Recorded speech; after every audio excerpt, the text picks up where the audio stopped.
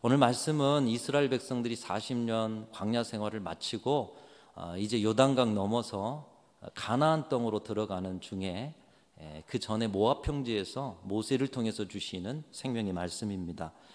40년 생활을 광야에서 했다. 여러분, 하루 이틀, 한 달, 두 달, 한 해, 두 해도 아닙니다. 40년이에요. 여러분의 인생을 한번 돌아보십시오.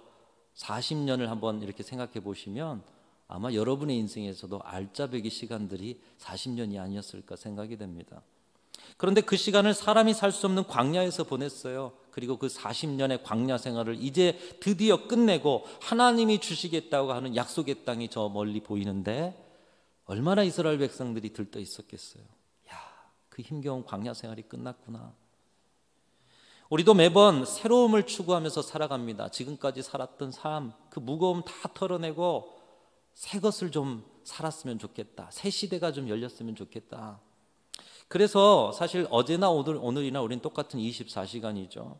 근데 1년을 12달로 나누고 새해라는 이름으로 이야기하고 새해 복 많이 받으세요. 특별히 우리나라는 구정과 신정 두 번이나 서로 축하를 하죠. 새 것이 그렇게 좋은 것이에요.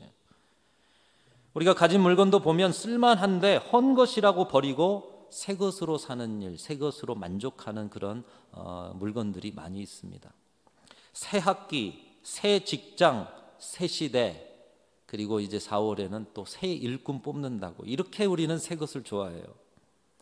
그러나 형태는 새 것일지라도 본질이 바르게 바뀌지 않으면 새로울 수 없다라는 거 여러분도 잘 아실 것입니다. 내면이 죄악으로 가득 차 있는 사람에게 새 옷 입혀놨다고 새 사람이 될 수가 없고요. 탐욕과 죄악의 습관이 가득한 사람이 달력 한 장 넘겨서 새해가 됐다고 해서 새 사람이 될 수 없는 거 기정사실 아니겠습니까? 어느 미용실에서 큰 홍보 행사를 열었습니다. 공원에서 지나가는 사람 중심으로 이제 미용실에 오십시오. 그래서 지나가는 사람 붙잡아 놓고 머리를 이렇게 해주는 거예요. 근데 이 호응이 별로 없어서 공원에 보니까 노숙자가 보이는 거예요. 한번 데려다가 머리끝부터 발끝까지 씻기고 면도 시키고 옷도 새로 갈아입히고 그랬더니 사람들이 아니 매번 보던 노숙자분 아닌가. 근데 참 저분이 원래 저렇게 멋있는 분이었는가. 그래서 그 행사가 대박이 났습니다. 야, 이 미용실 너무나도 잘하는구나. 며칠이 지났어요. 이 미용실의 직원이 공원을 지나다가 행사에 참여한 노숙자를 보았습니다. 그 노숙자의 모습이 어떤 모습이었을까요? 옛날로 그대로 돌아간 모습. 아무리 새 것을 외쳐도 본질이 바뀌지 않으면, 심령이 바뀌지 않으면 새 사람이 될 수가 없다는 것입니다. 광야 40년을 지나서 가나안의 새 시대를 시작하는 이스라엘 민족의 새 역사, 새 시대도 마찬가지였다는 것이죠. 그래서 모세가 힘을 다해서 외치는 말씀이 신명기 말씀입니다. 뭐라고 외치느냐? 새 시대의 시작은 단지 광야길이 끝났다고 시작되는 것이 아니라는 것입니다. 방학이 끝나고 새 학기 시작됐다고 새롭게 열려지지가 않아요. 그 마음이 새로워져야 하는 것이에요. 새 시대를 시작하는 거 광야 생활 끝났다고 새 시대가 시작되는 건 아니다. 광야든 가나안이든 하나님의 말씀에 생명을 걸고 순종하며 사는 참 하나님의 백성이 되어질 때 하나님이 주신 새 시대를 누릴 것이다. 그것을 40년 광야 생활 가운데 배우지 않았느냐? 사람이 떡으로만 사는 것이 아니요 여호와의 입에서 나오는 말씀으로 사는 것임을 너희들의 눈으로, 너희들의 피부로, 너희들의 오감으로 경험하고 배우지 않았느냐? 이제 가나안의 새 시대 말씀 따라 사는 참 하나님의 백성이 되어라. 여러분, 이 신명기의 말씀이 맞춰지고요, 모세는 죽음으로 들어갑니다. 가나안의 새 시대를 맛보지 못해요. 그러니 얼마나 간절하게 40년 동안 보아온 이스라엘 백성들의 죄악의 패턴을 알지 않습니까? 간절하게 이야기하는 거예요. 매번 배반하던 너희들의 삶을 잘 청산하고 광야에서 가르쳐 주신 그 원리로 새 시대를 살아라. 그 말씀이 오늘 본문 말씀인데 2절 3절을 한번 읽어보겠습니다. 2절 읽습니다. 내 하나님 여호와께서 이 40년 동안에 내게 광야길을 걷게 하신 것을 기억하라. 이는 너를 낮추시며 너를 시험하사 내 마음이 어떠한지 그 명령을 지키는지 지키지 않는지 알려 하심이라. 우리 3절이 더 중요합니다. 우리 3절 같이 읽겠습니다. 시작. 너를 낮추시며 너를 줄이게 하시며 또 너도 알지 못하며 내 조상들도 알지 못하던 만나를 내게 먹이신 것은 사람이 떡으로만 사는 것이 아니요 여호와의 입에서 나오는 모든 말씀으로 사는 줄을 내가 알게 하려 하심이니라. 여러분 무슨 말입니까? 광야 40년의 기간 동안 하나님이 깨닫게 해주신 것이 있는데 너희가 그것을 배웠으니 기억해라. 근데 그 하나님이 깨닫게 해주신 것이 단지 한 줄의 명제, 한 문장으로 지금 정리되고 있는 거예요. 이 모세가 공부를 얼마나 잘했던지 한 문장으로 이렇게 정리를 해버립니다. 40년 동안 300여만 명의 사람들이 뜨거운 햇볕과 차가운 공기와 불어오는 그 모래 폭풍 속에서 수도 없이 죽어가는 사람들을 보면서 광야에서 배운 것이 무엇이었느냐? 한번 따라하겠습니다. 사람이 떡으로만 사는 것이 아니요 여호와의 입에서 나오는 모든 말씀으로 산다. 여러분 이것이 여러분의 믿음 되시기를 축복합니다. 40년 동안 이스라엘 백성들이 배웠다니까요. 한편 참 허무합니다. 40년 동안 이거 한 가지 가르치셨나? 그런데 40년 동안 배운 거예요. 얼마나 중요한가 이 한 문장이. 여러분 오늘 이것을 새기시고 이대로만 사신다면 여러분은 날마다 새 시대를 체험하게 될 줄로 믿습니다. 우리는 평생 광야길을 걷지 않고 40년을 허비하지 않아도 오늘 신명기 말씀 펼치면 이 한 문장 진정 중요한 이 말씀이 우리 가슴에 다시 새겨지는 거예요. 얼마나 편합니까? 얼마나 쉽습니까? 근데 이스라엘 백성들은 40년 동안 이걸 배웠어요. 사람이 떡으로만 사는 것이 아니에요. 여호와의 입에서 나오는 말씀으로 산다. 여러분 하나님이 그러나 우리에게도 그것을 가르치고 하셔도 이 삶을 우리가 살아내지 못한다면 아마도 우리에게도 하나님께서 애굽에서 광야로 내모시고자 하시는 하나님의 계획이 서지 않을까 싶습니다. 여러분 어떠십니까? 떡으로 사십니까? 말씀으로 사십니까? 떡에 목숨 걸고 사십니까? 아니면 주의 말씀에 생명을 걸고 사십니까? 광야 40년 동안 가르친 것이 그것이었다는 거예요.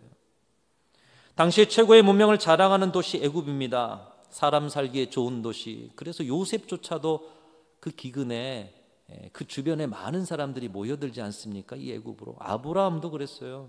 애굽이란 나라는 대단한 나라예요. 이집트는. 사람들이 모여드니 상권이 형성됩니다. 돈도 잘 벌 수 있고요. 배고프지 않고 발달된 문명을 누리고 지금도 이집트 여행 가지 않습니까? 피라미드와 스핑크스와 어떻게 이런 거를 그 시절에 대단한 문명이었죠. 좋은 것들을 눈으로 보게 됩니다. 아이들의 미래를 생각해도 지금 내가 노예 생활할지라도 이 좋은 곳에서 아이들이 자라면 나중에 아이들도 미래가 밝을 거야. 그런 도시. 에덴 동산이 있다면 여기가 아닐까 하는 도시. 그렇게 좋았기 때문에 광야에서도 비참한 노예 생활을 그리워하는 이스라엘 백성들의 모습을 보는 것이에요. 그런데 하나님께서 그 좋은 도시에서 그들을 끌어내셔서 아무것도 없는 광야로 내모셨다는 거예요. 그리고 그 광야에서 가르친 것이 뭐냐? 사람이 떡으로만 사는 것이 아니요 여호와의 입에서 나오는 말씀으로 사는 것이다. 이 한 명제를 가르치시고 새 시대를 살아가는 참 하나님의 백성으로 훈련시키셨다는 것입니다.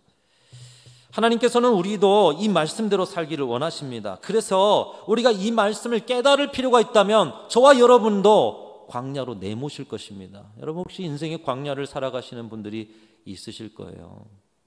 광야에 대한 설교 이전에도 했어요. 몇 달, 몇 년 지나고 또 이야기하지만 또 광야예요. 인생은 그래요. 이 광야로 나를 내모신 까다 혹시 이 말씀을 다시 기억하라고, 이 말씀을 다시 새기라고 나를 광야로 내모신 것이 아닌가? 여러분 깊이 묵상해 보시기 바랍니다. 우리 하나님이 우리를 광야로 내모시지 않아도 우리 스스로라도 말씀 앞에 살아가는 것을 훈련하기 위해서 우리 자신을 광야로 내몰아야 한다라는 것이에요.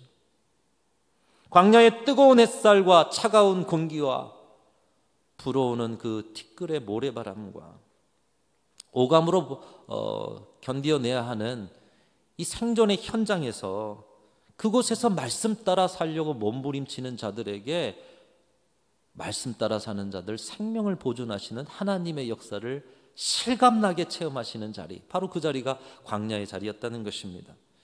여러분 이 광야로 나아가는 삶은 예수님께서도 사셨습니다. 공생애 시작할 때 성령에 이끌리셔서 광야로 나아가셨다. 즉 성령이 이끌리시면 하나님의 영이 성령 아닙니까? 하나님의 뜻은 우리가 예수님마저도 그랬듯이 광야로 나가기를 원하신다는 거예요.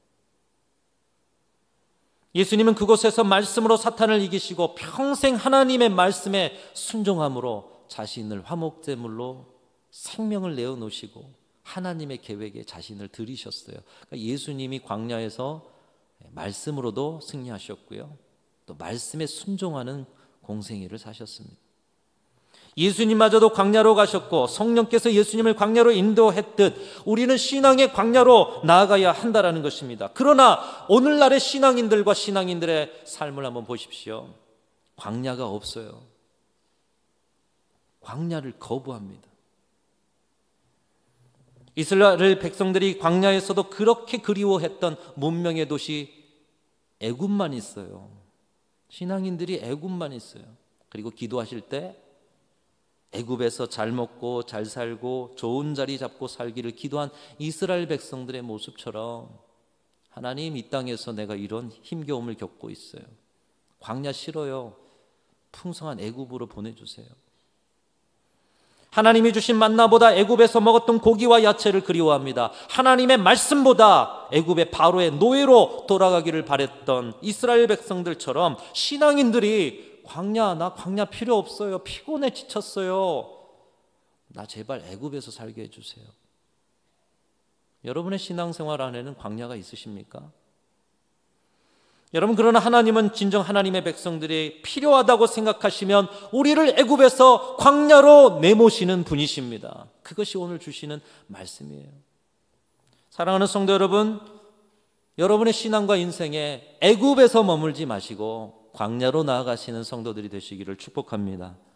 애굽의 것들을 소망하지 마시고 하나님 만나기 위해서 광야로 나아가시기를 바랍니다. 이스라엘 백성들의 광야, 예수님의 광야처럼 오늘의 시대의 광야는 어디입니까? 특별히 이 창조세계 회복, 탄소 금식을 통해 오늘날의 이 자연 만물을 바라보면서 우리가 살아내야 할 광야는 어떤 곳인가? 세 가지로 정리해 봅니다. 첫 번째로는 여러분, 편리에서 나와 불편으로 나아가시는 저와 여러분들이 되시기를 축복합니다. 바로 그 불편한 자리가 광야인 거예요. 편리함, 편안함에서 나오십시오.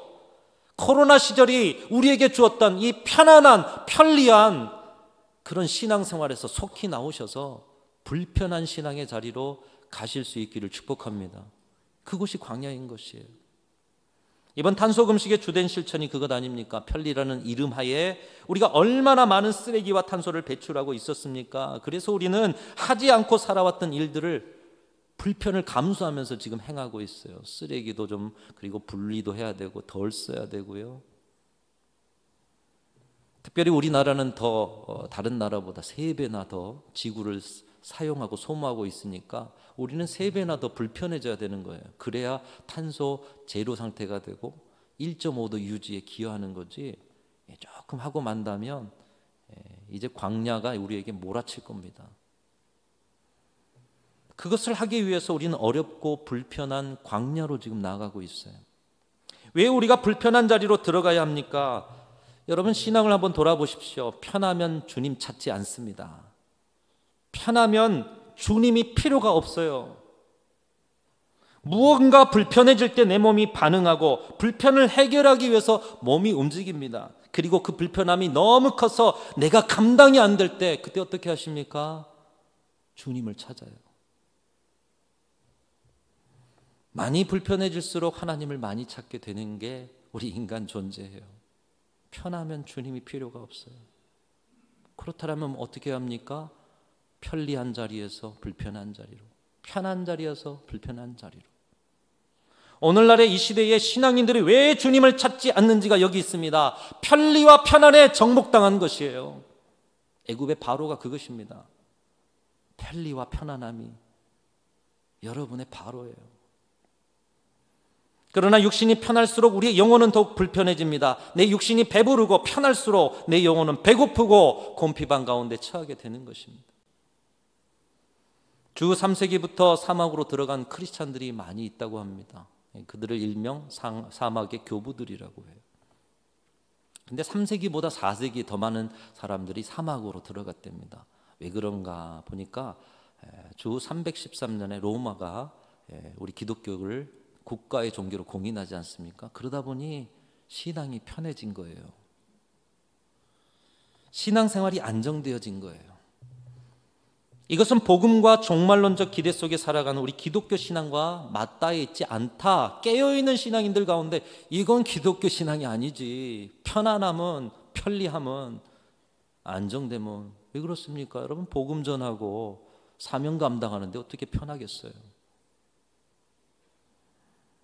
그래서 누가 시키지 않았음에도 그들은 참신앙을 찾아 사막으로 들어갔던 것입니다. 오늘날 이 자리에 앉아 계신 우리 성도 여러분, 주의 복음 전하기 위해서 편한 자리 박차고 나가 생명 걸고 나가서 헌신하는 여러분들에게 주님의 은혜가 충만하게 넘칠 줄로 믿습니다.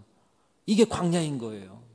편안함과 편리를 버려 사막으로 들어간 우리 믿음의 선배들. 오늘의 이 시대가 애굽에 속하여 있음에도 버텨낼 수 있는 것은 그런 우리의 믿음의 선배들이 있기 때문에, 그 영성이 아직도 흐르고 있기 때문인 것입니다. 첫 번째로 우리의 광야는 어디냐? 편리의 애굽에서 나와 불편의 광야로 나아갈 때에 진정으로 그 자리가 하나님의 새로운 시대를 열어가시는 자리가 되어질 줄로 믿습니다. 두 번째로는 대중의 복잡한 자리에서 나오십시오. 그리고 홀로 단순하고 소박한 자리로 나아가시는 우리 성도들이 되시기를 축복합니다. 바로 그 자리가 광야인 거예요. 사람들 많은데, 많은 사람들의 인정받는 데가 아니라 거기서 빠져나와 나 홀로 고독하고, 그래서 주님 만나는 자리. 예수님께서도 공생의 시작에 광야로 나아갔습니다. 이 광야 시험을 통과하셨는데 여러분, 두 번째 시험이 생각나십니까? 성전 꼭대기에 사단이 예수님을 세웁니다. 그리고 말하죠. 네가 여기서 뛰어내리면 너는 하나님의 아들이니까 하나님께서 하나님의 사자를 보내셔서 너의 발꿈치도 상하지 않게 할 거야. 그러면 사람들이 그것을 보고 뭐라고 하겠어? 야, 정말 하나님의 아들이구나. 사람들이 인기를 한 몸에 받도록 한번 뛰어내려봐. 예수님이 사단을 향해서 선포합니다. 사탄아, 주 너의 하나님을 시험하지 말라. 꾸짖고 대중의 인기가 아닌 묵묵히 홀로 걸어가는 고독한 십자가의 길을 예수님은 완주하셨던 것입니다. 예수님 주변에는 항상 많은 무리가 따랐지만 예수님은 사람의 숫자와 군중의 힘을 의지하지 않으셨습니다. 그리고 매일 한적한 곳, 그 광야 어느 곳에 자리를 펼치시고 고독하고 외로운 그 소박한 마음의 길을 여시고 하나님을 그 자리에서 만나신 거예요. 그 광야의 자리가 예수님의 최고의 위로요, 능력의 근원이 되었습니다. 여러분, 우리 신앙인의 힘은 대중에게서 나오지 않습니다. 우리 교회의 부흥과 영성은 대중의 힘으로 만들어가는 것이 아닙니다. 물론 숫자가 많으면 좋겠죠. 그러나 기억하셔야 돼요. 우리의 힘으로 하는 것이 아니거든요. 우리의 부흥과 영성은 오직 하나님께로부터 오며 하나님이 주시는 것인 줄로 믿습니다. 그래서 이 자리 채워야 하지만 여러분, 알짜가 아닌 껍데기만 채워놓으면 뭐예요? 다 알짜가 되는 게 중요하죠. 오늘 여기 계신 모든 분들은 알곡들이신 줄로 믿습니다. 이 알곡이 알곡을 채워가는 거예요. 대중의 힘으로 하는 것이 아니라 하나님이 주시는 힘으로. 광야에서 그들이 경험한 것이 무엇이었습니까? 300만 명의 엄청난 군중입니다. 우리 순천의 인구가 한 30여만 명으로 치더라도 이거 10배나 되는 이스라엘 민족이 광야를 걸었어요. 대단한 군중, 대중 아닙니까? 그러나 그들은 광야에서 한 모금의 물 앞에서 좌절했습니다. 물 안 나온다고요. 물 없다고 소리치고 원망하고, 한 끼의 배고픔에도 불평하고 원망하고, 이런 가장 본능적인 일들로 모세와 아론을 죽이려고 하고 하나님을 배반했습니다. 대중은 이런 거예요. 사람의 심정, 금세 이리 갔다 저리 갔다. 지금 4월의 선거가 보여주는 면이 그런 거 아니겠어요? 어제까지 경선에서 가장 앞섰던 분이 지금 보이지 않아요. 여러 가지 이야기들이 들려와요. 대중의 힘, 또 그 속에 있는 방향성들은 이렇게 바람과 같아요. 오늘의 시대의 대중도 그렇습니다. 그들의 가치에서 나오셔야 한다는 거예요. 세상 사람들의 무리, 사람들의 그 인기. 여러분, 대중의 가치들이 뭐가 있습니까? 유행이 있습니다. 인기가 있어요. 명품, 명예, 권력, 부유함 이런 환상에서 나오셔야 한다는 거예요. 오늘 명품 걸치고 오신 분들 계십니까? 얼마나 갈까요? 이게 우리의 가치를 표현해 줍니까? 세상이 말하는 대중의 가치에서 나오셔야 한다는 거예요. 그곳에서 주님을 만날 광야로 나아가십시오. 홀로 고독한 곳에서 우리의 내면을 단순하고 고요하게 해서 오직 하나님의 소리에만 귀를 기울일 때 하나님은 우리를 만나주시고 그리고 생명의 말씀을 주시고 말씀 따라 살아가는 새 시대를 열어주실 줄로 믿습니다. 사람들 많이 모여 있는 곳에서 그들의 인정 다 내려놓으시고 홀로 주님 만나는 광야로 나아가시는 저와 여러분들 되시기를 축복합니다. 세 번째로 문명의 도시에서 자연으로 나아가십시오. 그것이 광야입니다. 애굽은 최고의 도시였어요. 그 좋은 도시에서 광야로 내몰아 가신 분이 하나님이십니다. 광야는 어떤 곳이냐? 변수가 많은 그런 곳이요, 험난한 곳이요. 하나님께서 왜 그 자연으로 이스라엘 백성을 이끌고 가셨는가? 떡을 가지고 압제하고 생명을 빼앗는 애굽의 바로의 노예 생활에서 생명의 말씀으로 자유를 주시는 하나님의 백성으로 살게 하시려고 광야로 몰아가셨다는 것입니다. 오늘 저와 여러분이 말씀 안에 이런 생명과 자유를 이미 얻은 사람들인 줄로 믿습니다. 도시는 우리에게 많은 것을 줍니다. 그래서 도시 안에 들어가서 좋다, 순천 너무 좋다. 근데 이제 살다 보면 그 도시가 주는 것들에서 빠져나오지를 못해요. 그리고 계속해서 쳇바퀴 도는 삶을 살고 있는 우리 자신을 보게 되는 것입니다. 이번 탄소금식을 통해 느끼는 바가 그것입니다. 거대한 소비 시스템 누가 만들었어요? 도시가 만들었어요. 대중이 만들었어요. 대량 생산합니다. 그리고 유통을 합니다. 필요 없는 것들은 대량 폐기합니다. 그리고 쓸데없이 소비를 하는 거예요. 이런 소비의 시스템, 우리가 거기 안에 들어서 우리도 모르게 창조 세계를 파괴하고 빠져나오고 싶어도 나오지 못하는 도시가 그것을 주는 거예요. 인간의 문명이 그것을 줍니다. 그리고 그 속에서 피로해지면서 우리 존재 자체도 죽어가고 있습니다. 그러나 자연은 우리에게 생기를 줍니다. 여러분, 교회 주변에 홍매화가 피었었고요. 그 다음에 산수유가 꽃이 여기저기에서 피고요. 이젠 교회 앞에 목련도 벌써 피고요. 앞으로는 벚꽃도 피어오르고요. 얼마나 생기 넘치는 자연입니까? 자연은 우리로 창조의 아름다움으로 하나님을 바라보게 합니다. 우리로 하나님을 찬양하게 함으로 내 백성은 나를 위해서 지었나니 나의 찬송을 부르게 하려 함이라. 자연은 우리를 하나님 찬양하는 그 창조의 본연의 자리로 인도하는 우리의 동역자입니다. 그리고 그 자연 속에서 우리는 자유와 생명을 얻는 존재로 살아가게 되는 것. 하나님이 광야로 이끄신 까닭이 그것이에요. 광야의 힘겨움도 있지만 광야의 그 놀라운 광경 안에서 하나님을 찬송할 수밖에 없지 않았겠습니까? 사랑하는 성도 여러분, 하나님이 오늘 이 아침에 저와 여러분 주신 말씀을 통해 여러분의 광야를 발견하시고 그 광야로 나아가 하나님을 만나고 하나님의 말씀을 만나시는 은혜가 있으시기를 축복합니다. 사순절과 탄소금식 실천을 통해서 광야로 나아가시기를 바랍니다. 그 광야가 어디인가? 편리해서 불편함으로 가는 자리, 대중의 복잡함에서 홀로의 단순함으로 나아가는 자리, 그리고 문명의 도시에서 하나님의 창조의 자연으로 나아갈 때 우리는 광야에 서서 하나님의 음성을 듣게 될 줄로 믿습니다. 어떤 음성입니까? 한번 따라합니다. 사람이 떡으로만 사는 것이 아니요 여호와의 입에서 나오는 모든 말씀으로 산다. 여러분, 오늘 이 아침에도 여러분은 불편함을 다 내려놓고 불편함을 감수하면서 예배의 자리로 오셨을 거예요. 그리고 이 말씀이 들려졌습니다. 생명의 말씀이 여러분 가운데 여러분을 살게 해서 여러분의 인생에 주고자 하시는 하나님의 새 시대가 열릴 수 있는 그런 은혜가 남은 사순절에도 여러분의 신앙의 여정에도 넘쳐나시기를 주님의 이름으로 축원합니다.